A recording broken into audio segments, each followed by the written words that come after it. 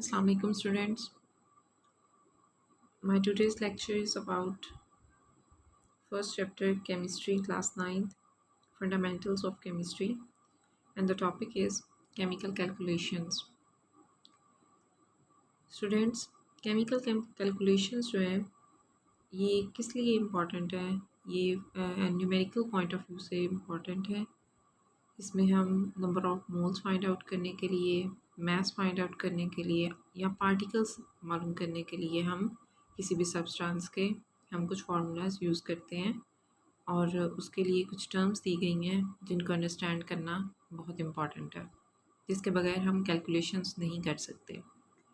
अब यहाँ पे जो मेन टॉपिक है केमिकल कैलकुलेशंस, इसी टॉपिक को सब टॉपिक्स में डिवाइड किया गया है। मास मोल mass calculations, mole particle calculation and the third one is mass particle calculations। अब ये इनके नाम से ये डिपिक्ट हो रहा है कि हमने इनके रिलेशन को यहाँ पे डिस्कस करना है। मोल मैस में हम मोल और मैस को डिस्कस करेंगे, मोल पार्टिकल में पार्टिकल और मोल को डिस्कस करेंगे और मैस पार्टिकल में इन दोनों चीज़ों को। उसके बाद कुछ स्टेप्स हैं, एक ख़ास तरीका है, मेथड है कैलकुलेशंस करने का कि हम किस तरह से कैलकुलेशंस कर सकते हैं, न्यूमेरिकल जो है वो सॉल्व कर सकते हैं। उसके लिए स्टेप्स में फ़र्स्ट ऑफ ऑल है गिवन डाटा, कि जो चीज़ हमें दी गई है स्टेटमेंट में हमने उसको लिखना है, उसे हम कहेंगे given data. Next one two find, कि हमने मालूम क्या चीज़ करनी है, रिक्वायरमेंट क्या है, हमसे क्या चीज़ पूछी गई है जिसे हमने कैलकुलेट करना है।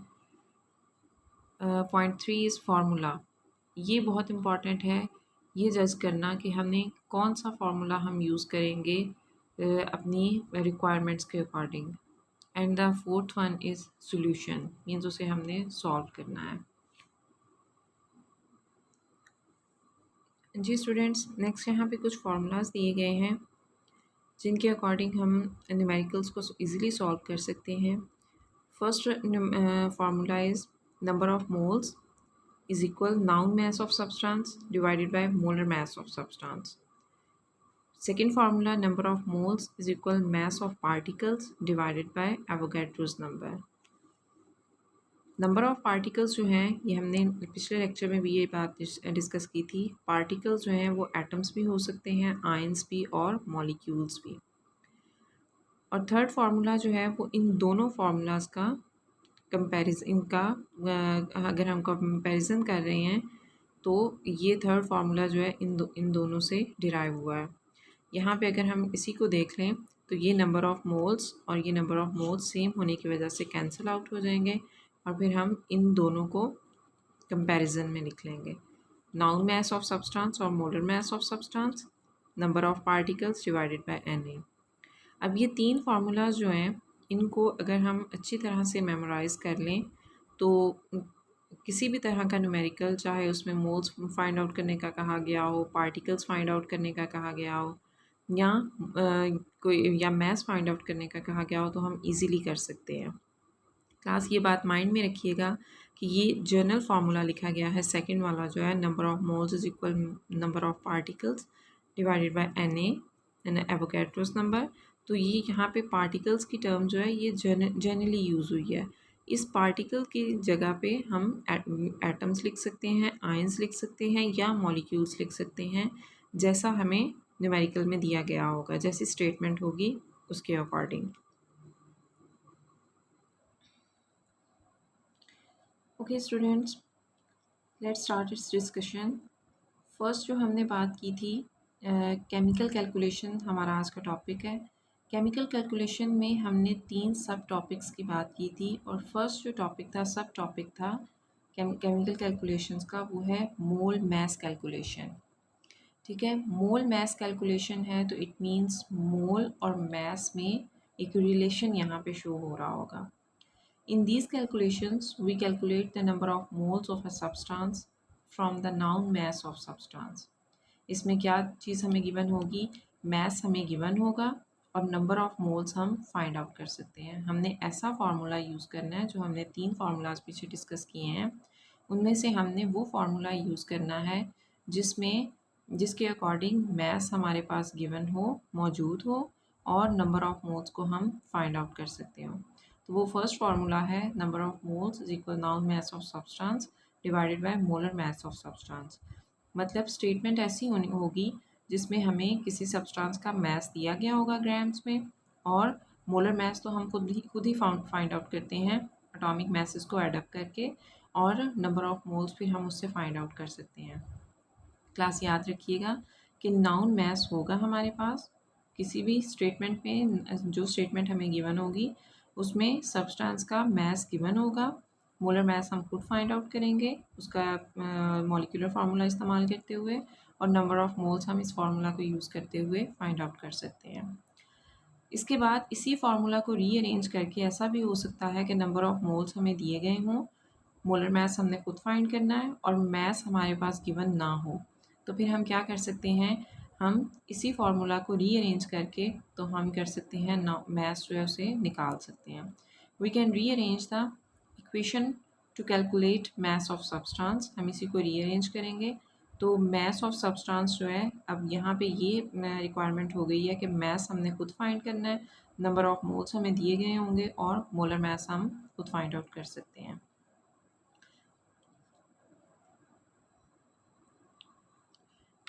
स्टूडेंट्स सेकंड जो सब टॉपिक है केमिकल कैलकुलेशंस का वो है मोल पार्टिकल कैलकुलेशंस। अब मोल पार्टिकल कैलकुलेशंस जो हैं इसमें क्या चीज़ हमने किस चीज़ के बारे में बात करनी है, मतलब मोल और पार्टिकल्स के दरमियान ये रिलेशन होगा। In these calculations we can calculate the number of moles of a substance from the given number of particles। मतलब हम ये है कि हमें नंबर ऑफ़ पार्टिकल्स बताए गए होंगे कि किसी सब्सटेंस के एटम्स जितने हैं हमारे पास, या आयन्स जितने हैं, या मॉलिक्यूल्स जितने हैं, तो हमने फाइंड आउट करने हैं जी नंबर ऑफ़ मोल्स।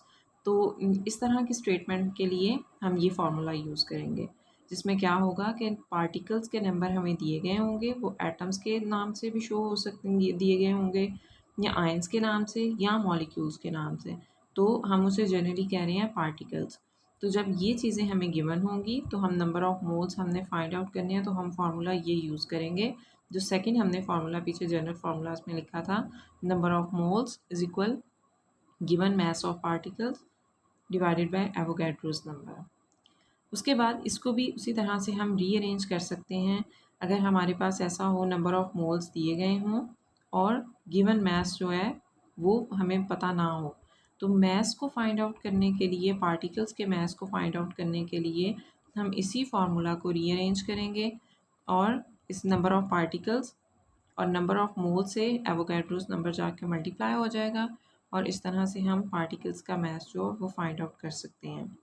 क्लास ये फ़र्क याद रखिएगा कि जो पार्टिकल्स हैं, जब भी पार्टिकल्स का ज़िक्र आएगा तो हमने ये फार्मूला यूज़ करना है, ठीक है। इसके लिए ऐसा नहीं हो सकता कि जो हमने फर्स्ट फार्मूला यूज़ किया था, जो number of moles mass divided by molar mass, उसको हम यूज़ नहीं कर सकते।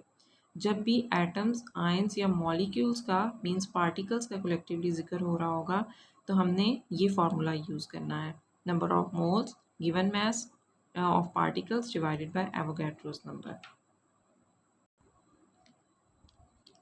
जी क्लास, अब आगे हमारे पास है थर्ड कैटेगरी केमिकल कैलकुलेशंस की, जिसमें है मैस पार्टिकल कैलकुलेशंस। अब मैस पार्टिकल कैलकुलेशंस वो कैलकुलेशंस हैं जिनमें नंबर ऑफ़ मोल्स का जिक्र नहीं होगा, ठीक है। वो कैलकुलेशंस जिनमें नंबर ऑफ़ मोल्स का जिक्र नहीं होगा उसे हम कहेंगे mass particle calculation. The calculations in which term mole is not used, then we can use the mass particle calculations जिसमें नंबर ऑफ मोल्स का जिक्र नहीं होगा, उसके लिए हम ये फार्मूला यूज़ करेंगे। मीन्स हमारे पास किसी भी सब्सटेंस का हमने नाउन मास, जो मास है वो फाइंड आउट करना है, मोलर मास हम खुद निकाल सकते हैं, नंबर ऑफ़ पार्टिकल्स हमें दिए गए होंगे और एवोगैड्रोस नंबर भी हमें पता होगा, ठीक है। तो मैस पार्टिकल कैलकुलेशंस जो हैं, ये फार्मूला हम किस तरह से डिराइव कर सकते हैं, ऊपर दिए गए पहले जो दो फार्मूलाज थे जिनमें मोल मास कैलकुलेशन और मोल पार्टिकल कैलकुलेशन के फार्मूला थे, उन दोनों को के कंपैरिजन से हम ये वाला फार्मूला निकाल सकते हैं। तो यहाँ पे क्या होगा फिर कि हमने अगर मास फाइंड आउट करना है किसी सब्सटेंस का, तो उसके लिए हम वैल्यूज़ पुट करेंगे। मोलर मास तो हम उसके मॉलिक्यूलर फार्मूला से निकाल सकते हैं। नंबर ऑफ़ पार्टिकल्स हमें गिवन हो गया, एवोगैड्रोस नंबर का हमें पता होगा। तो हम मास को इधर ही रहने देंगे और मोलर मास दूसरी तरफ जाके डिवाइड हो मल्टीप्लाई हो जाएगा और वैल्यूज़ पुट करने से हमारे पास आंसर आ जाएगा। जी स्टूडेंट्स, अब ज़रा इसे एक दफ़ा रिवाइज़ कर लेते हैं। केमिकल कैलकुलेशंस हमारा आज का टॉपिक है। केमिकल कैलकुलेशंस जो है न्यूमेरिकल्स को सॉल्व करने के लिए यूज़ हो रही हैं ये टर्म्स। इसमें सब सब टॉपिक्स हैं, कुछ mole mass calculations, mole particle calculations and mass particle calculations. इसके बाद हमने एक मेथड यूज़ किया है जिसके अकॉर्डिंग हम लोग एक न्यूमेरिकल को सॉल्व कर सकते हैं। उसमें ये 4 पॉइंट्स बताए गए हैं और इन 4 पॉइंट्स को अगर हम इसी सीक्वेंस से रखें तो हमारे लिए न्यूमेरिकल्स को सॉल्व करना बहुत ईजी है। उसके बाद यहाँ पे कुछ फार्मूलाज जो हैं, जनरल फार्मूलाज ये लिखे गए हैं। इन तीनों फार्मूला को अगर हम अच्छी तरह से मेमोराइज़ कर लें तो बहुत ईजी रहेगा न्यूमेरिकल्स के लिए। फर्स्ट है number of moles, noun mass of substance divided by molar mass of substance. Second formula is this, and the last one ये इन दोनों फार्मूलाज के कंपैरिजन से हमें मिला है। ये है मोल मास कैलकुलेशन का फार्मूला, ये है मोल पार्टिकल का formula and this one is mass particle calculations.